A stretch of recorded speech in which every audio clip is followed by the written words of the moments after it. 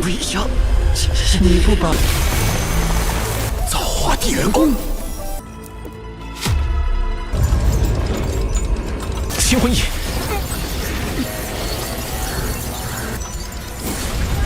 你让他封印了皇帝的神藏，将自己的剑意打了进来，封印空间封禁术。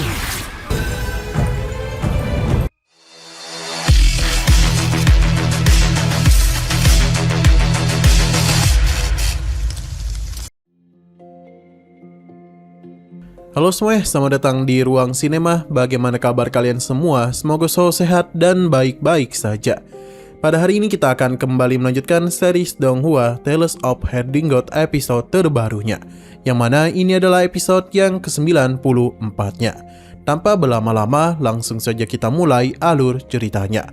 Nenesi telah membawa Kaisar masuk ke kediamannya. Hingga akhirnya sore hari pun tiba. Kimu telah kembali. Untung saja Nenesi tidak melakukan apa-apa dan hanya mencoba menyelamatkan Kaisar. Kimu lega karena Nenesi sudah berhasil menyegel harta ilahi Yanfeng. Tapi ternyata semua itu sia-sia saja. Karena seni iblis penciptaan terbuka, tubuh fisik Yanfeng tidak mampu mengikat jiwanya. Kondisinya masihlah sangat buruk. Namun selama Yanfeng masih bernapas, Kimu akan menyelamatkannya.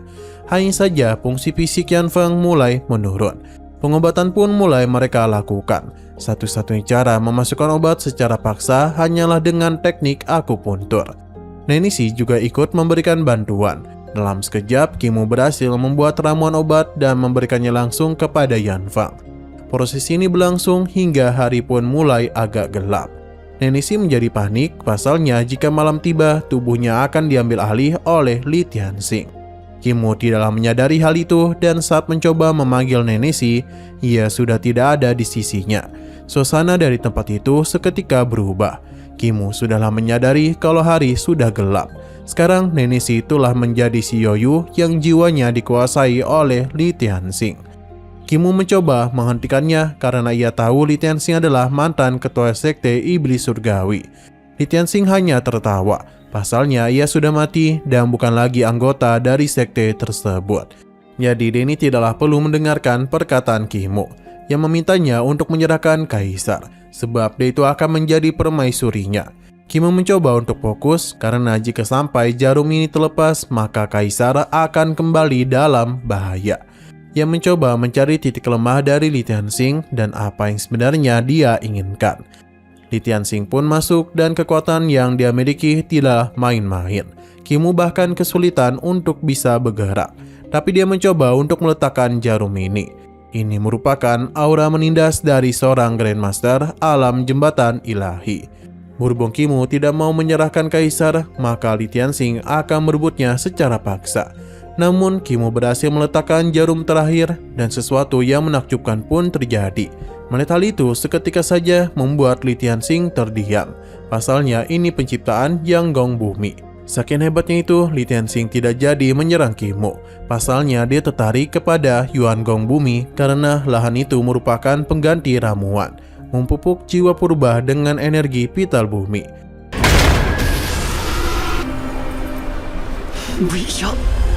你不把造化地元功。 Li Tianxing merasa itu adalah salah karena Kimu sudah menghancurkan seni iblis yang sempurna. Apa yang Kimu lakukan sama saja dengan aib bagi sekte suci surgawinya. Kimu teringat kalau Li Tianxing selalu terobsesi dengan teknik kultivasi. Bahkan meskipun sudah menjadi iblis hati, ia tetap tertarik dengan hal tersebut. Kimu akan memikirkan hal itu. Dia teruslah fokus mengobati sang Kaisar. Tapi Li Tianxing terus memperhatikan Kimu dan mengomentari apa yang ia lakukan.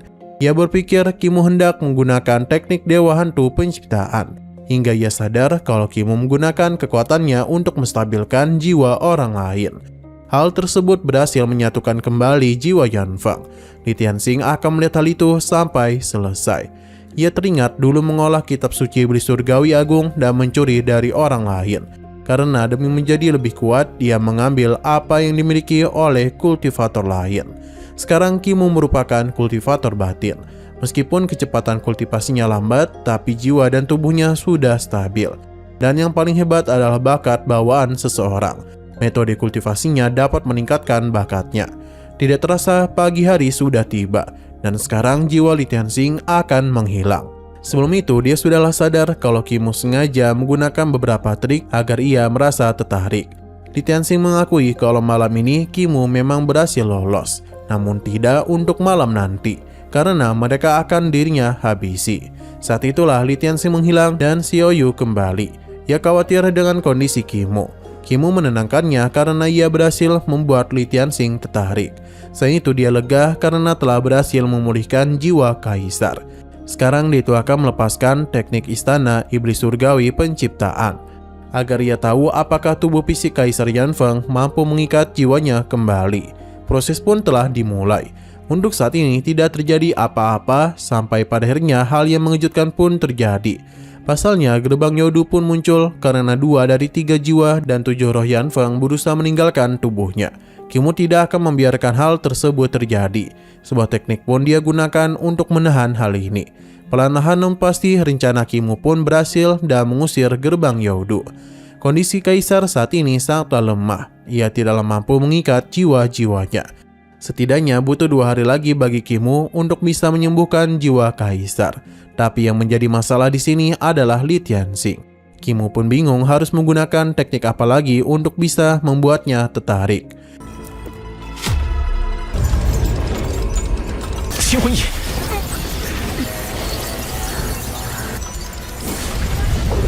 Malam pun kembali dimulai di mana Li Tianxing telah mengendalikan tubuh Xiao Yu lagi. Ia menyapa Qi Mu dan kaisar terlihat merasa tergoda hanya karena mendengar suaranya saja. Qi Mu membuat kaisar pingsan agar ia tidak terganggu. Li Tianxing melihat apa yang bisa Qi Mu lakukan sampai akhirnya dia pun dibuat terkejut. Pasalnya Qi Mu menggunakan kemampuan sejati Kaisar Roh Iblis Surgawi Yu Agung. Ini sangat berbeda dari bentuk miliknya. Tidak hanya itu saja, namun di belakang Qi Mu juga ada sebuah pintu. Selain itu, di sini ada kata-kata juga. Qi Mu merasa kalau Li Tianxing tidaklah memiliki kekuatan sejati itu. Li Xingtian tidaklah yang mengakui kehebatan Qi Mu. Ia bahkan mencoba menggodanya dengan tubuh Xiao Yu. Namun Qi Mu masihlah bisa menahan hal tersebut. Sedangkan sesaat kemudian, sesuatu telah terjadi pada kaisar. Qi Mu mencoba mencari tahu dan masalahnya ada pada pemahaman Taoisnya. Qi Mu harus mengatasi hal itu. Li Tianxing justru tertarik kepada mata ilahinya, pasalnya ia tidaklah memilikinya. Ia pun menganggap itu bukan berasal dari sebuah metode, melainkan bakat. Berhubung dia penasaran, maka Qi Mu mengajaknya untuk memasuki bagian dalam Yanfeng. Selama ia mau membantunya, maka Qi Mu akan memberikan jawaban atas perkataannya. Untuk bisa masuk, Qi Mu akan menggunakan istana surgawi untuk memperkecil dirinya, lalu menggunakan bayangan iblis untuk menukar istana iblis dan menarik bentuk fisik. Dan begitulah mereka bisa menyerang bagian terdalam pada tubuh puncak. Qi Mu pun meremehkan Li Tianxing agar memancingnya untuk masuk kemari. Rencana Qi Mu pun berhasil karena Li Tianxing tidak mau kalah darinya. Kita pun dibawa masuk ke dalam harta karun ilahi embrio roh Kaisar Yanfeng. Di dalam sana, esensi spiritual tersembunyi kaisar berada di ambang kehancuran. Mereka masuk lebih dalam untuk bisa memulihkan hal itu. Jauh di dalam sana, terlihat kalau naga ini sudah tertusuk banyak pedang yang seakan-akan sudah disegel oleh ketua Dao. Benang-benang merah itulah yang bertugas menyegel harta karun suci Kaisar Yanfeng. Qi Mu ingin tahu apakah Li Tianxing dapat memecahkan hal itu, tapi ia tidak ingin membantunya. Akhirnya Qi Mu menjelaskan kalau barusan ia menggunakan teknik unifikasi agung. Li Tianxing sudah pernah melihat ajarannya, jadi untuk menguasainya harus ada imbalan yang Qi Mu terima. Jikapun Li Tianxing menolak, ia bisa meminta bantuan kepada Nenek Si pada esok hari. Karena hal itulah maka Li Tianxing pun akan memberikan bantuan kepada Qi Mu, di mana dia langsung saja menggunakan tekniknya untuk bisa menyerap habis segel yang ditinggalkan oleh ketua Dao. Pedang-pedang Dao miliknya pun sudah disapu bersih.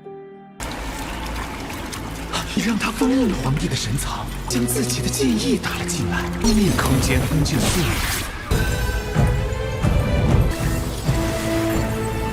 Sekarang adalah giliran dari Qi Mu. Meskipun dia tahu caranya, namun kekuatannya tidak akan bisa menutup semuanya. Untung saja dia sudah memasang sesuatu di pohon sebelumnya, jadi Qi Mu juga bisa membuat segel spasial sepertinya. Karena bagaimanapun, ia dan Li Tianxing sama-sama ketua sekte dan guru suci. Jadi Kimo tidak akan kalah hebat darinya. Li Tianxing penasaran apakah Kimo tahu cara menggunakannya. Untuk memudahkan hal itu, Kimo pun memintanya berduel di pendarahan ilahi 5 elemen. Li Tianxing setuju. Jika Kimo menang, maka dia akan memberikannya 1 malam lagi. Namun jika Kimo kalah, maka dia akan mati bersama Kaisar. Kimo tidaklah takut dan setuju. Perjalanan kembali mereka lanjutkan dan di depan sana ada sebuah metode Buddha kuno, di mana itu digunakan untuk menyegel gudang harta ilahi juga. Bagi Li Tianxing ini bukanlah apa-apa. Ia langsung menggunakan kekuatannya untuk menghapus keberadaan metode Buddha kuno. Itu adalah kutub hati iblis teratai merah dari roh iblis hari hujan. Li Tianxing penasaran apakah Kimo bisa menggunakannya. Inilah kali pertamanya Kimo menggunakan metode tersebut. Meskipun lebih lemah daripada miripnya, Li Tianxing cukup terkejut. Padahal Kimo dibatasi oleh kultivasi dan kekuatannya jauh lebih lemah. Tapi teratai iblisnya tidaklah semurni teratai api karma Kimo. Apakah itu hasil dari peningkatan kemampuannya? Li Tianxing pun memanfaatkan kesempatan ini untuk mempelajari metode kultivasinya. Dan begitu dia bisa menjadi lebih kuat. Karena skornya masih seri, jadi Li Tianxing mengajaknya untuk melanjutkan perjalanan. Di depan mereka ada kekuatan dari Huru Lai dan Ketua Dao. Harta ilahi Yanfeng semakin buruk di setiap lapisan. Harta ilahi 6 harmoninya bahkan tak bisa diselamatkan lagi karena terlalu hancur. Jikapun berhasil diselamatkan, Kaisar hanya akan menjadi lumpuh. Li Tianxing penasaran mengapa Kimo sampai sejauh ini ingin menyelamatkannya. Kimo bertanya balik dengan obsesi Li Tianxing pada teknik. Di mana baginya penilaian kultivasi itu, di mana baginya peningkatan kultivasi itu mampu membuatnya menantang langit. Kimo ingat kalau Patriark adalah guru dari Li Tianxing dan juga 10.000 orang lainnya. Matanya tidak hanya melihat diri sendiri, namun juga melihat semua orang di bawah langit. Patriark sepertinya telah mengajarkan pembentukan seseorang pemimpin dengan cara yang sama. Tapi Li Tianxing sadar betul kalau Patriark begitu kecewa kepadanya. Karena ia bukan lagi pemimpin, maka Patriark pasti lega. Dulu Li Tianxing memasuki Yangkang sebagai penjabat dan direncanakan menjadi pemimpin selama bertahun-tahun. Cita-cita Kaisar sejalan dengan sekte iblis surgawi. Jadi untuk sekte, Kaisar harus diselamatkan. Kimo pun mulai melakukan penyerapan. Li Tianxing hanya tersenyum saja. Meskipun ia bukan lagi bagian dari sekte iblis surgawi, namun apapun yang menarik bagi sekte akan dia lakukan. Visi dan pengembangan dirinya juga masih sangat bagus. Malam ini takdir Kaisar akan dirinya amankan untuk Kimo. Nah, bantuan dari Li Tianxing, 2 kekuatan Huru Lai dan Ketua Dao bisa dengan mudah dihilangkan. 我不是圣教主了，眼中所见不只有自己，皇帝。虽然不再是圣教主。 Tapi sayang sekali lagi seru-serunya, episodenya pun harus bersambung dulu. Oke, sekian dulu pada video kali ini. Untuk video selanjutnya akan segera hadir. Jadi bagi kalian yang mengikuti series ini, langsung saja klik subscribe dan aktifkan loncengnya. Terima kasih yang sudah menonton video sampai habis. Jika kalian suka pada video ini, klik like dan share ke teman-teman kalian tentang channel ini. Dan ditunggu aja kelanjutannya. Oke, sampai jumpa di video selanjutnya.